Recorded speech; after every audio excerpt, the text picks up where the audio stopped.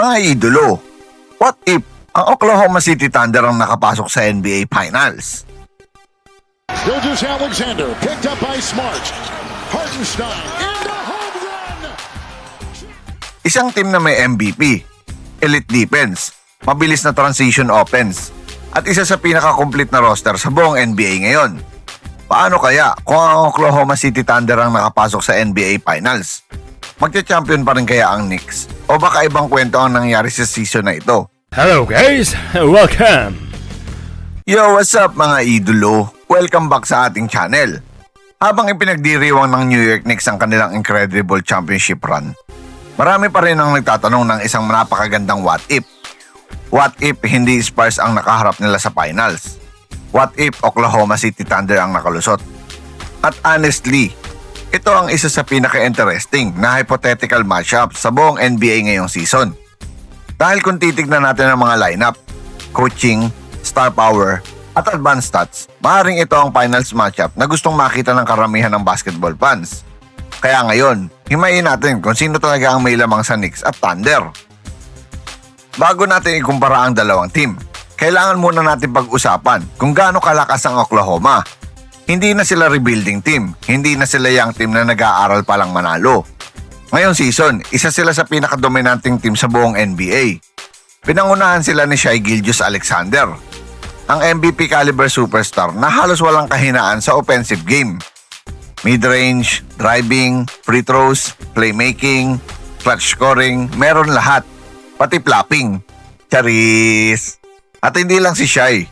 Kasama niya sina Jalen Williams, Chet Holmgren, Lu Dort, Isaiah Hartenstein, at Alex Caruso. At isa sa pinakamalalim na bench sa NBA ngayon.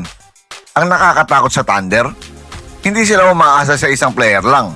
Kapag malamig si Shai, may J-Dub pa sila. Kapag nahihirapan si J-Dub, may Chet Holmgren.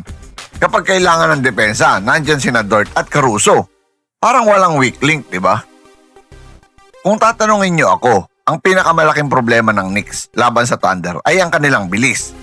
Ang Knicks ay physical team, mahilig sa half-court sets, structured offense, habang ang Thunder ay gustong tumakbo, transition basketball, fast-paced attacks. At kapag pinatakbo ka ng Oklahoma ng 4 na quarters, nakakapagod talaga iyon. Imagine mo, katatapos mo palang depensahan si Shai, biglang may pass break si Jalen Williams, susunod si Chet sa trailer 3, at kapag nagkamali ka ng pasa, andyan si Caruso para mangagaw. Napakahirap sabayan mga idolo. LeBron. 99-94. Thunder. Ball movement. It leads to Holmgren. They'll tee it up and knock it down. Pero wag natin kalimutan, champion ang Knicks ngayon dahil may sarili rin silang mga armas. Una sa lahat, nandyan si Jalen Bronson, isa sa pinaka-clutch na player sa NBA ngayon. Kapag dikit ang laro sa fourth quarter, gusto mo si Bronson ang may bola. Hindi siya natitinag, hindi siya natatakot. At napatunayan niya iyon ng paulit-ulit ngayong playoffs. Kasama pa niya sina Karl Anthony Towns, OG Anunoby, Mikal Bridges at Josh Hart. Isa sa pinakamatitinding two-way lineup sa NBA ngayon. Ang laki rin ng advantage ng Knicks sa experience. Maraming players nila ang dumaan na sa malalim na playoff battles. At makikita mo talaga na mature ang kanilang decision making.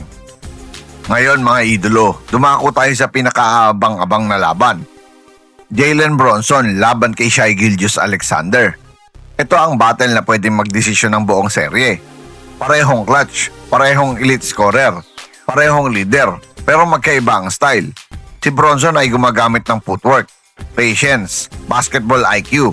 Samantalang si Shai ay gumagamit ng length, athleticism, creativity, at elite shot creation. Kung sino ang mas mananalo sa matchup na ito, malamang siya rin ang magbibigay ng momentum sa kanyang team. Isa pang napakasarap panoorin, Karl Anthony Towns laban kay Chet Holmgren. Experience versus youth, strength versus length, offensive versatility versus defensive versatility. May advantage si Towns sa katawan, mas malakas, mas mabigat, mas experience. Pero may advantage si Chet sa rim protection, mobility at help defense. Hindi magiging madali para sa alinman sa kanila. Pagdating naman sa depensa mga idolo, dito nagiging interesting. Ang Thunder ay isa sa pinakamahusay na defensive team sa liga. May Dort, may Caruso, may Chet, may Jalen Williams. Lahat kayang mag-switch, lahat kayang dumepensa.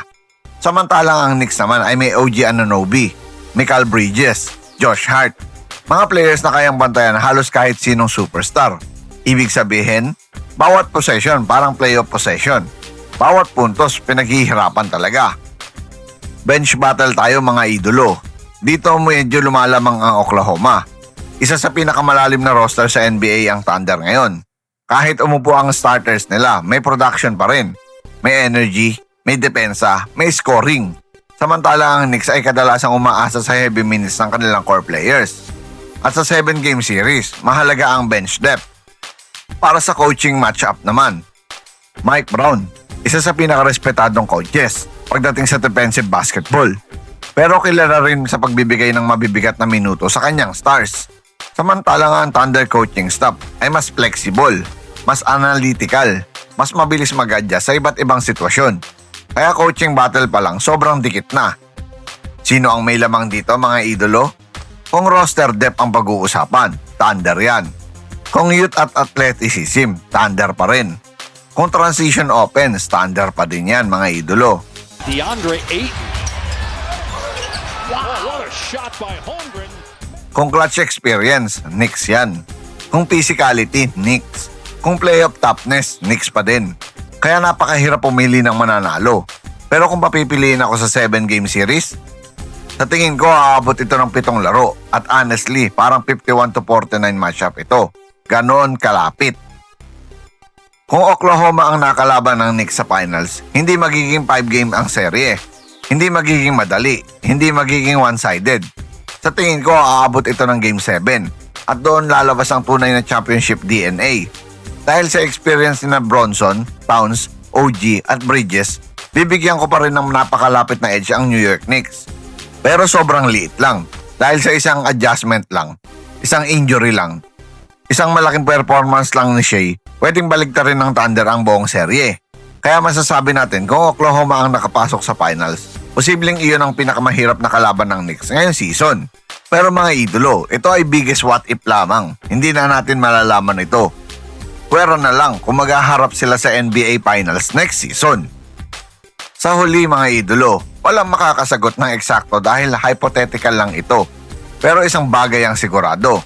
Kung Knicks versus Thunder ang nangyari sa NBA Finals, baka isa ito sa pinakamagandang final series sa modern NBA. Bronson laban kay Shai, Towns laban kay Chet, OG laban kay Jalen Williams, physicality laban sa speed, experience laban sa youth, at championship mentality laban sa future dynasty. Isang seryeng siguradong hindi manlilimutan ng mga basketball fans. Kung nagustuhan nyo ang video na ito, huwag kalimutang i-like, subscribe, at pindutin ang notification bell button para lagi kayong updated sa latest NBA news, analysis, at basketball stories. Dahil dito sa channel na ito, basketball ang tunay na panalo. At biggest shoutout nga pala sa mga nagpapa-shoutout. Kila Chris na kaibigan ko. At biggest shoutout to one of my friend in Australia, Jeremy Noel. Once again, this is your Spotlight and Sports. Maraming salamat mga ka-sports.